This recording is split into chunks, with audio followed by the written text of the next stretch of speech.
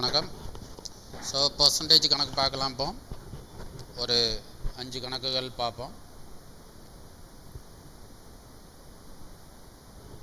முதல் கணக்கு என்ன அப்படின்னு பார்த்தோம்னா, the value of 28% of a number is 350.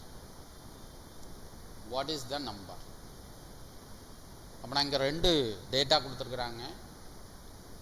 ஒரு டேட்டா என்ன அப்படின்னா சதவீதமாக இருக்குது. இன்னொரு டேட்டா எப்படி இருக்குது அப்படின்னு பார்த்தீங்கன்னா நம்பராக இருக்குது. அப்படின்னா 28%, ஒரு எண்ணின் 28% மதிப்பு 350 எனில் அந்த எண்ணின் மதிப்பு என்ன? இது எப்படி நம்ம கண்டுபிடிக்கிறது அப்படின்னா டைரக்டாகவே கண்டுபிடிச்சிடலாம். எந்த விதமான ஃபார்முலா எதுவும் தேவையில்லை. என்ன சொல்கிறோம் அப்படின்னா 28% 350. அப்படின்னா 28% is equal to 350. அப்படின்னா எப்போதுமே ஒரு மதிப்பு, ஒரு எண்ணின் மதிப்பு, முழு மதிப்பு அப்படிங்கும்போது சதவீதம் அப்படிங்கும்போது அது எவ்வளவு அப்படின்னா 100%.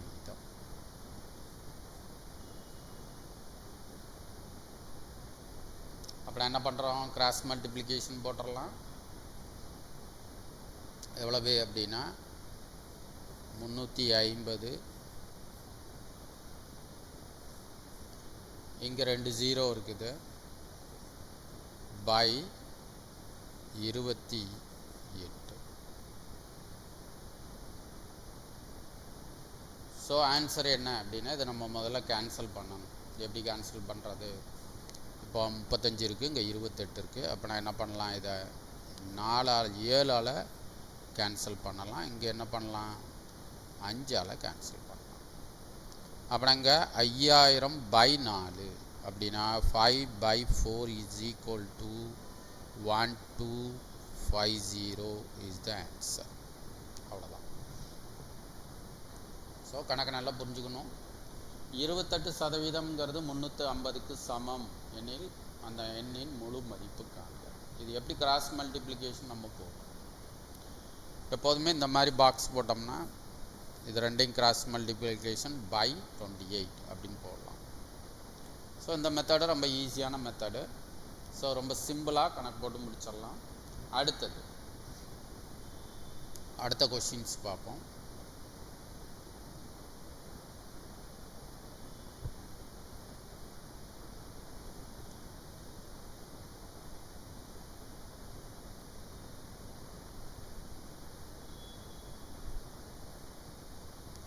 ரெண்டாவது question,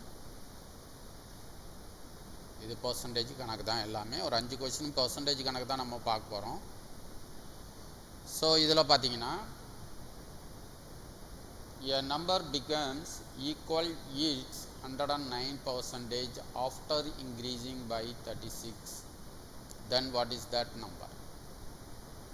If a number becomes equal to its 109% after increasing by 36, then what is that number? ஒரு எண்ணை 36ஆல் அதிகரித்தால் அது அதன் 109%க்கு சமம் அப்படின்னா அந்த நம்பருடைய வேல்யூ. ஸோ இந்த கணக்கை பொறுத்த வரைக்கும் இதுவும் அதே மாதிரி தான் டேட்டா கொடுத்துருக்கு.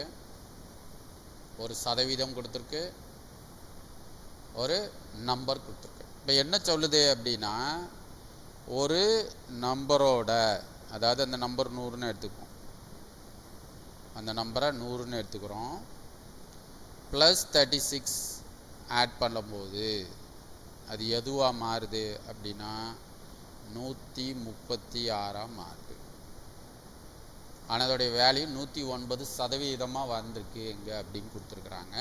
அப்புறம் அந்த இடத்துல நம்ம என்ன பண்ணுறோம் அப்படின்னா அதோடைய வேல்யூ என்ன அப்படின்னு கண்டுபிடிக்கிறதுக்கு ஒன்றும் செய்ய தேவையில்லை. 9% அப்படிங்கிறது எவ்வளவு அப்படின்னா 36. அப்படின்னா 100 எவ்வளவு? 9ங்கிறது 36%, 100 எவ்வளவு? அப்படின்னா இதையும் கேன்சல் பண்ணால் 4, இதையும் மல்டிபிள் பண்ணால் எவ்வளவு? 400. So the answer is 400. ரைட்டா? இது ரெண்டாவது கொஸ்டின்ஸ். அடுத்தது மூணாவது கொஸ்டின்ஸ் போகலாம்.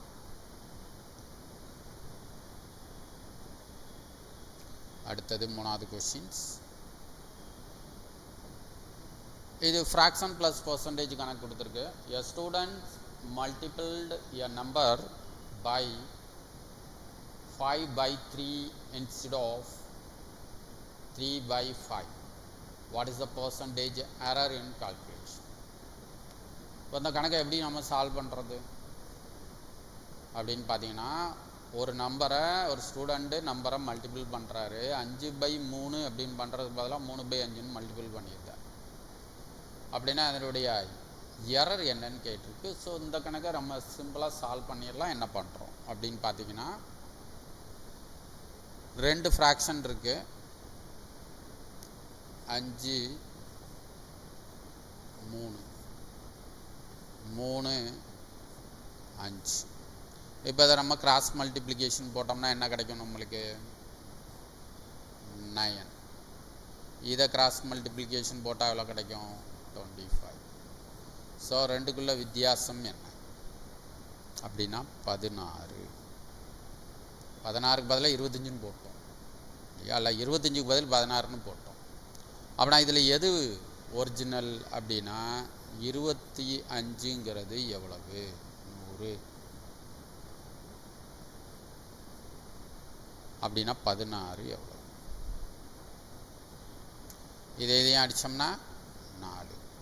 இதையும் பெருக்கணும்னா 64%. So the answer is 64. So அடுத்த கொஸ்டின்ஸ் பார்க்கலாம். 4வது கொஸ்டின்ஸ் பார்ப்போம். ஸோ இந்த மாதிரி கொஸ்டின்ஸை சால்வ் பண்ணணும். உட்காந்து ஃபார்முலாலாம் போடாமல் கால்குலேஷன் போட்டு கொண்டு வரணும். அடுத்தது கொடுங்க. இதுவும் ஃப்ராக்ஷன் கணக்கு மாதிரி தான். என்ன கொடுத்துருக்கு? ஃப்ராக்ஷன் கணக்கு தான் இது. ஃப்ராக்ஷன் கணக்கு ப்ளஸ் என்ன கொடுத்துருக்கு அப்படின்னு பார்த்தீங்கன்னா,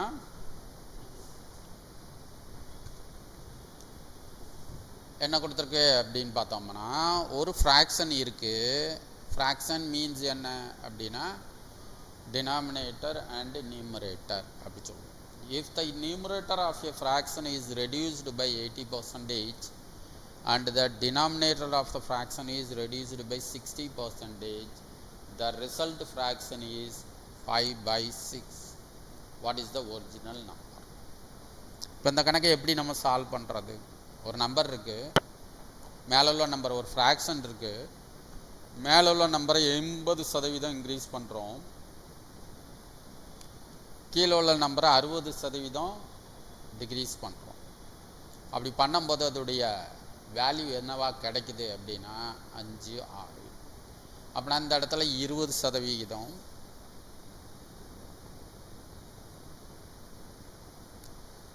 இந்த இடத்துல என்ன பண்ணுறோம்? 80%. இந்த இடத்துல 60%. அப்படின்னா என்ன பண்ணுறோம்? 80% 100லேருந்து 80% கழிச்சா எவ்வளவு அப்படின்னா 20. அப்படின்னா 20%ங்கிறது எவ்வளவு அப்படின்னா 5. 20% 5 அப்படின்னா 100 எவ்வளவு? என்ன பண்ணுவோம்? 500/20. ரெண்டையும் கேன்சல் பண்ணுவோம். அப்போனா 500/20 அப்படின்னு போட்டோம்னா எவ்வளோ வரும் அப்படின்னு பாருங்கள். 25 அப்படின்னு கிடைக்கும் இல்லையா? 4 வருங்க. இது ரெண்டையும் கேன்சல் பண்ணால் 4, 4ஆல் டிவைட் பண்ணோம்னா 25. அடுத்து என்ன நம்பர் கொடுத்துருக்கு? 6. அப்படின்னா இந்த இடத்துல 6 அப்படிங்கிறது எவ்வளவு அப்படின்னா 40%. 6ங்கிறது 40%ஆக இருந்தால் 100ங்கிறது எவ்வளோ? இது என்ன பண்ணுறோம்? இதையும் சால்வ் பண்ணோம்னா 600/40 அப்படின்னு வரும். 600/40. அப்படின்னா இங்கே என்ன கிடைக்குது நம்மளுக்கு? 15 கிடைக்குது. அப்படின்னா 25/15. இப்போ மேலே உள்ள நம்பரையும் கீழே உள்ள நம்பரையும் ஒரே நம்பரால் அடிக்கலாமா? அப்படின்னா என்ன வருது நம்மளுக்கு? 5/3. So the answer is second one. ரைட்டா? ஆனால் இதை நம்ம எப்படி சால்வ் பண்ணியிருக்கலாம்? ஆப்ஷன்லேருந்தும் போகலாம். ஆப்ஷன்லேருந்து போனோம் அப்படின்னா அது ஒரிஜினல் நம்பர். மேலே 5 இருக்குதா? 5க்கு 80% போச்சுன்னா எவ்வளவு அப்படின்னு பார்க்கலாம். 50க்கு 80% எவ்வளவு அப்படி போட்டு பார்க்குறோம். ஆனால் 5/6 அப்படின்னு கொடுத்துருக்காங்க. ஸோ இது ஒரு கணக்கு. அடுத்தது 5வது கணக்கு பார்ப்போம். 5th one.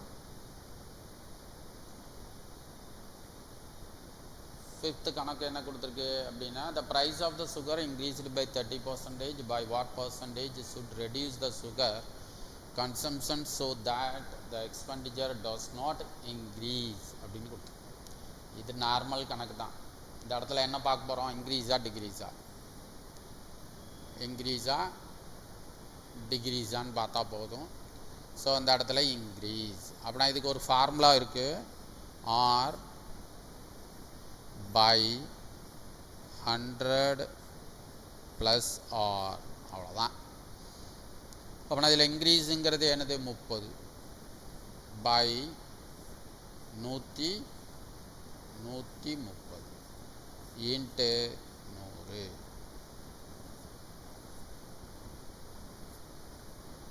போட்டோம்னா இதுக்கு என்ன கிடச்சிரும்? நம்மளுக்கு ஆன்சர் வந்துடும். என்ன பண்ண போகிறோம்? இதையும் கேன்சல் பண்ணுவோமா?